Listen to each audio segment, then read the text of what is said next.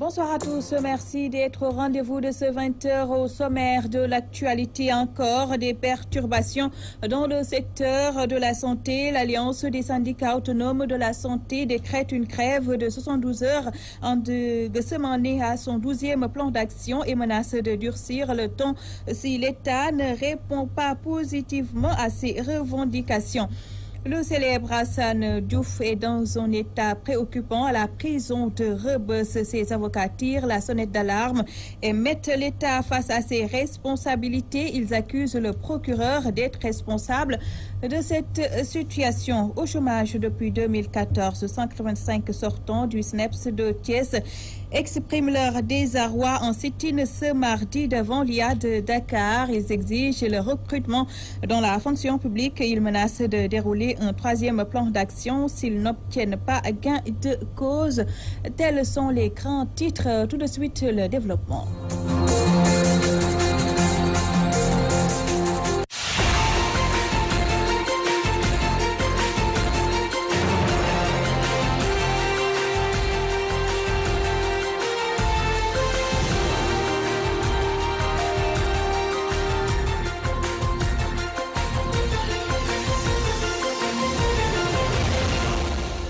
Merci de vous joindre à nous. Mort tragique de la coordonnatrice de PASTEF à Keur Massar. Le procureur de Pikine écarte du crime politique. Selon lui, Mariama Sagna a perdu la vie suite à une agression perpétrée par deux charretiers dont l'un est un repris de justice, suivant les explications de Adama Seydi au micro de Théodore Semedo.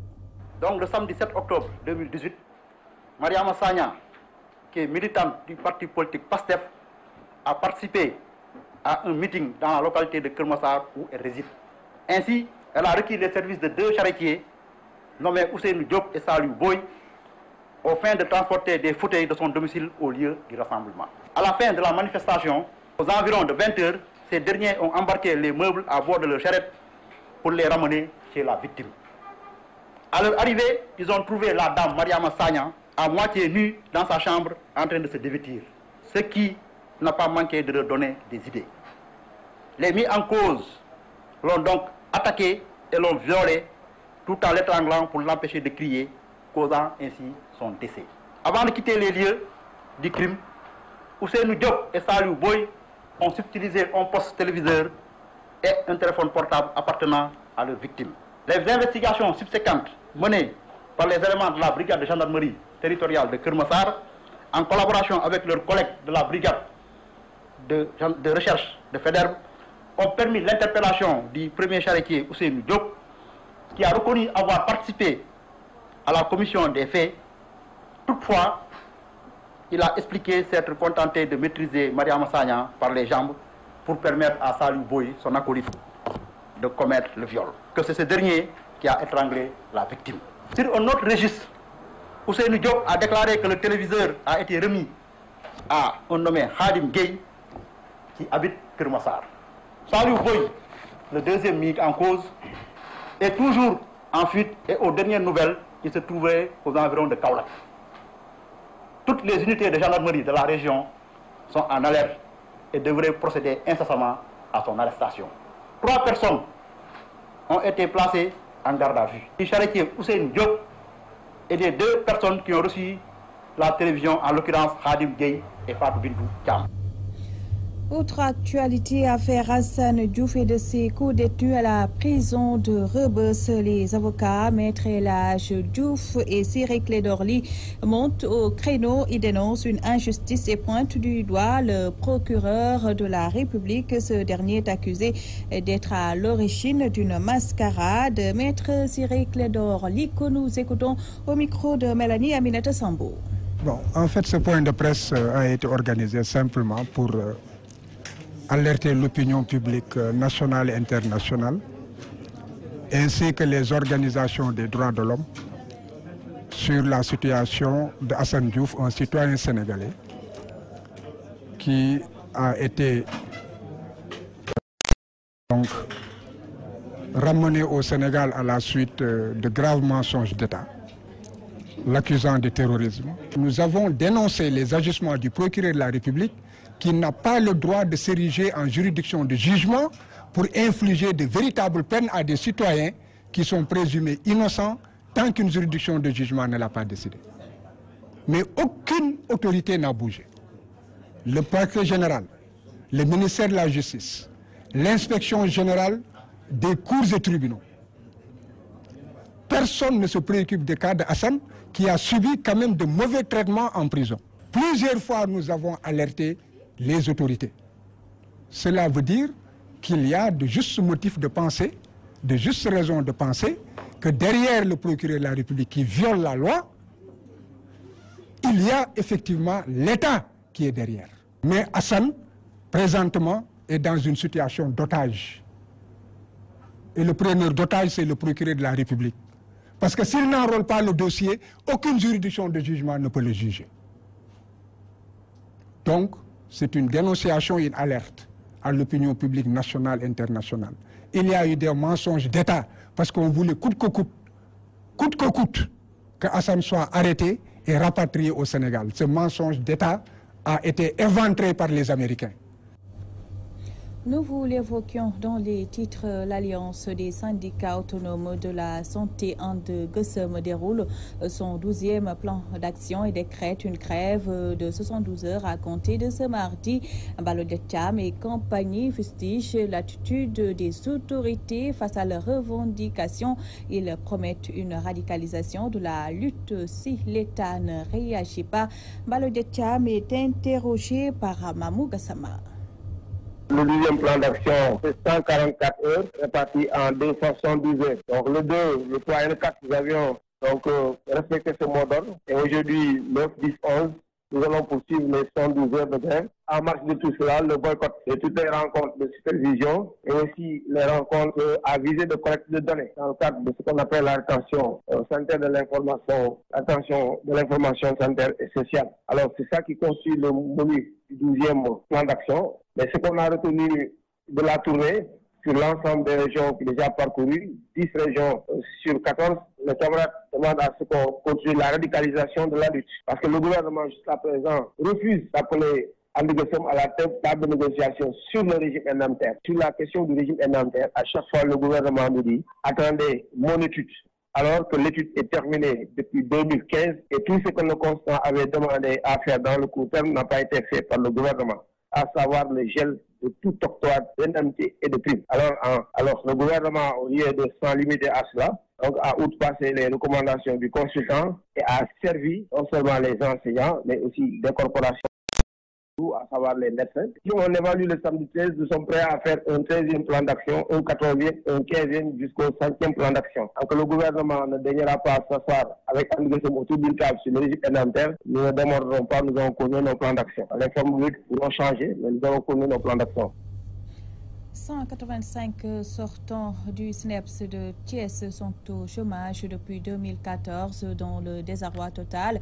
Ils ont tenu un sit-in devant l'IAD de Dakar ce mardi pour réclamer le recrutement immédiat dans la fonction publique. Ils menacent d'ailleurs de dérouler un 3e plan d'action si l'État ne répond pas à leurs exigences. Hippolyte Mignane Diom, leur porte-parole, explique au micro de Fatou Bintou Diouf. Voilà, nous sommes en marche ce matin pour dénoncer plusieurs faits. Des faits produits par le ministre de l'Éducation nationale, Serigne Mbaye Thiam.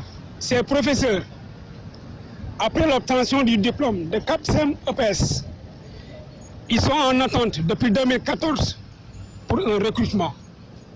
Malheureusement, le ministre Serigne Mbaye Thiam n'en a recruté que 81 professeurs depuis 2014, 81. Et laissant au chômage 185 professeurs. Ces 185 professeurs attendent depuis 2014 que l'État le recrute. Malheureusement, Serigne Mbaye Thiam refuse de nous recruter. Et en ce moment, qu'est-ce qu'il fait? Il fait une promotion de chargé de cours en éducation physique. Il prend des volontaires en éducation physique. Il fait une politique d'exemption en éducation physique d'école, de classe ou d'école. Voilà les raisons pour lesquelles on est là aujourd'hui, pour parler à l'opinion nationale pour qu'ils sachent quand même. Le ministre Serigne Mbaye Thiam est en train de tuer l'éducation physique. Maintenant, nous lui attendons. Si cela ne se fait pas, nous allons dérouler un troisième plan d'action qui consiste à faire quoi? Nous allons sillonner tout le Sénégal. Nous allons rencontrer tous les IF. Nous allons rencontrer tous les IA. Discuter avec eux pour qu'eux aussi, qu'ils arrêtent de promouvoir des instituteurs en charge de cours. Qu'ils arrêtent l'exemption en éducation physique.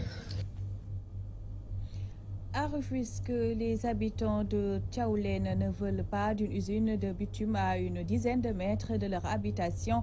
Ils mettent en garde les autorités contre cette unité industrielle dangereuse pour la santé et l'environnement. Dr Amdi Diouf porte leur voix. Il est au micro de Nachib Sagna. Une usine de fabrication de bitume. La société, c'est une multinationale qui s'appelle Colas. Ils sont venus s'installer ici de manière vraiment sournoise au niveau des habitations. Nous estimons lésés, nous estimons être en danger. On a porté des actions au niveau des autorités, des actions au niveau du quartier, une sensibilisation pour que vraiment que le danger soit connu par tous. L'usine là de Colas ne peut pas avoir une autorisation lui permettant d'installer une centrale à bitume à 10 mètres des maisons. Ce n'est pas possible. C'est un produit qui a un riche potentiel cancérigène. Parce que c'est un produit qui contient des substances qu'on appelle des hydrocarbures aromatiques polycyclés. Il y a des cancers de la peau qui vont apparaître. Il y a des cancers vraiment des poumons qui vont apparaître. On constate des irritations au niveau des yeux, des irritations au niveau des narines, des vomissements, des essoufflements, tout ça, c'est ce que englobe ce produit. Et il y a aussi des effets mutagènes. La première responsabilité sociétale d'une entreprise, c'est de ne pas mettre la vie des gens en péril. Mais comment on peut observer une multinationale vraiment faire des travaux comme ça sans qu'aucune autorité ne soit au courant? Hier, la Poste jouait un rôle prépondérant avec l'envoi de télégrammes, d'argent et autres. En cette journée mondiale qui lui est dédiée ce 9 octobre, le constat est que la Poste a perdu du terrain au profit des nouvelles technologies. C'est un reportage de Mélanie Aminata Sambo. Hier, la Poste occupait jadis une place très importante dans la société sénégalaise. Mais aujourd'hui, le constat est tout autre. La Poste est en voie de disparition. Vous savez, hier, la Poste avait un rôle très important, surtout avec l'envoi de télégrammes. Mais aujourd'hui, les nouvelles technologies ont tout pris et elles ont phagocyté la Poste. Abibou Diallo travaille à l'imprimerie. Il utilise très rarement la poste. Très rarement, sauf quand on m'envoie, parce que je n'ai pas d'activité qui passe par la poste. De nos jours, la poste a du mal à retrouver son lustre d'antan, car étant menacée par la nouvelle technologie. Pour ce jeune homme, utiliser d'autres formules est plus adéquate. Tu peux rester chez toi, faire les transferts très rapidement, sans bouger, sans faire de queue à la poste. Bon,